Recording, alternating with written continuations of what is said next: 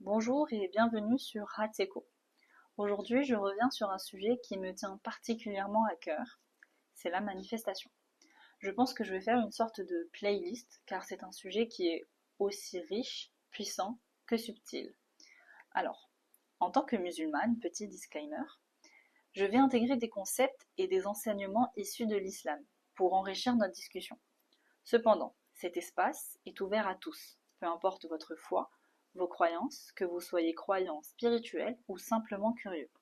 Les principes que je vais partager peuvent tous nous apporter des leçons de vie précieuses. Je crois fermement que la sagesse est universelle et que si nous puisons notre inspiration de différentes sources, chacun peut trouver de quoi nourrir sa propre réflexion et son propre chemin.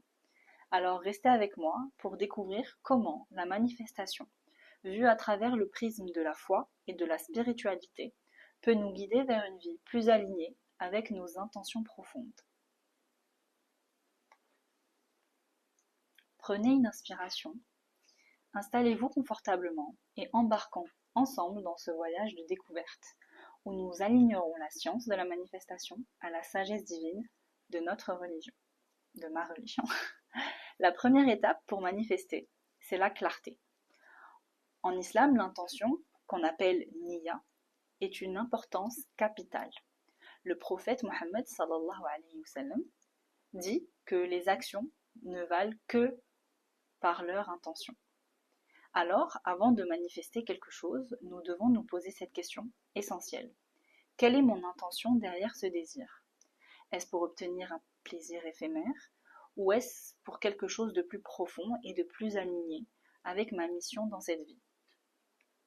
Lorsque vous définissez vos intentions, prenez un moment pour réfléchir à ce que vous voulez vraiment.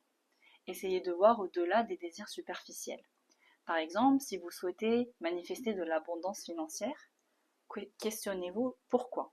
Est-ce pour vous sentir en sécurité, pour mieux soutenir votre famille, pour faire plaisir, pour contribuer à la communauté? Répondez à cette question.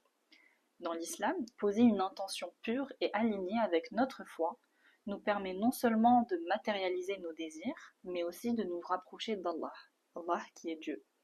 Une niyya sincère, c'est-à-dire une intention sincère, et claire, a une énergie incroyable, car elle est en harmonie avec notre foi et notre mission sur Terre. La deuxième étape, c'est la visualisation et la reliance à la gratitude, qu'on appelle shukr, pardon. Alors, après avoir clarifié vos intentions, la deuxième étape, c'est la visualisation. Visualiser n'est pas seulement un exercice mental, c'est un acte de foi. En islam, nous sommes encouragés à être reconnaissants même pour ce que nous n'avons pas encore, car tout ce qui est écrit pour nous finira par nous parvenir, au bon moment.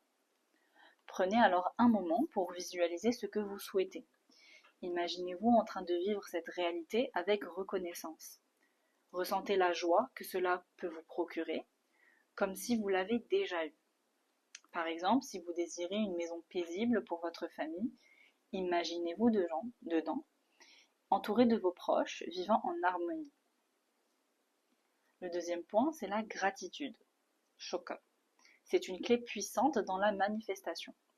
Allah nous dit dans le Coran, dans la sourate Ibrahim, verset 7, « Si vous êtes reconnaissant, je vous donnerai certes davantage. » En étant reconnaissant pour ce que vous avez et pour ce que vous désirez manifester, va vous ouvrir davantage des portes pour de nouvelles bénédictions. Passons à la troisième étape, qui est de croire au destin.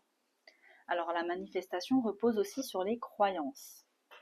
Et souvent les croyances limitantes peuvent entraver notre chemin. En islam, nous croyons au qadar, qui est le destin. Mais cela ne signifie pas que nous devons être passifs. Nous avons la responsabilité de faire des efforts tout en croyant fermement qu'Allah a le meilleur plan pour nous. Certaines croyances comme « je ne mérite pas ça » ou « je n'ai pas assez de capacité » peuvent bloquer votre manifestation et donc votre vie. En tant que croyants, nous devons remplacer ces pensées par des affirmations positives et des invocations.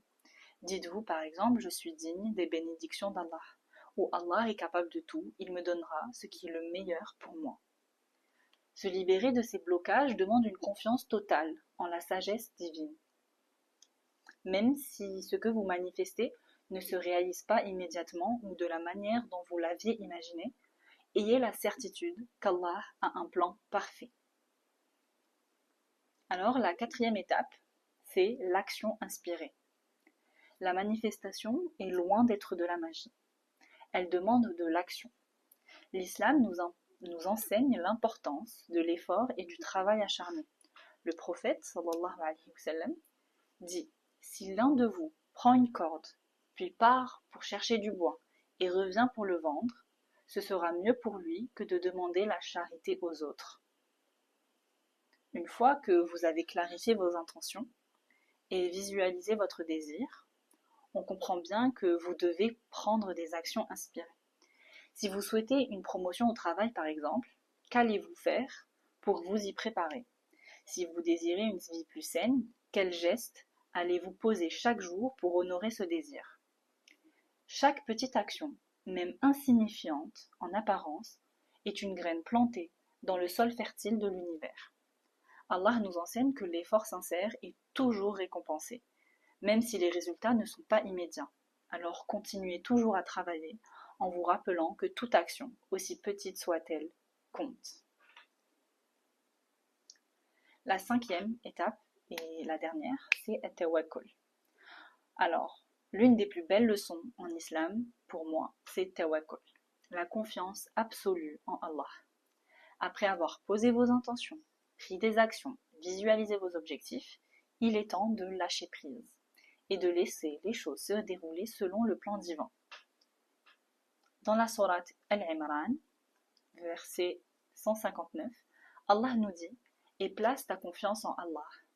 Allah aime, en vérité, ceux qui lui font confiance. » Donc lâcher prise ici ne signifie pas abandonner nos rêves, mais plutôt reconnaître que vous avez fait votre part et qu'Allah s'occupe du reste. Lâcher prise avec foi est un acte de soumission profonde et d'amour envers Allah, où vous acceptez que les choses se manifesteront au bon moment. C'est ce qui permet de vivre dans la paix en sachant qu'Allah est celui qui contrôle tout. Voilà, chers auditeurs, les étapes de la manifestation, en harmonie avec les enseignements de l'islam.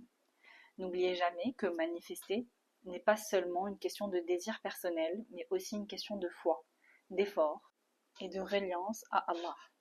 Chaque pensée, intention et action, si alignée avec la pureté de votre cœur et la guidance divine, peuvent vous mener vers des bénédictions que vous n'aurez jamais imaginées.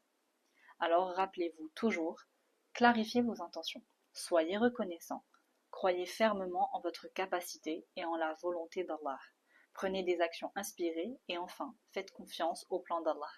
Chaque étape est un pas de plus vers la réalisation de vos rêves, mais plus important encore, vers une connexion spirituelle profonde. Je vous invite à réfléchir aujourd'hui sur vos intentions et à demander à Allah de guider vos pas avec sagesse et bienveillance. Merci d'avoir écouté cet épisode avec moi. Que la paix et la bénédiction d'Allah soient sur vous. À bientôt.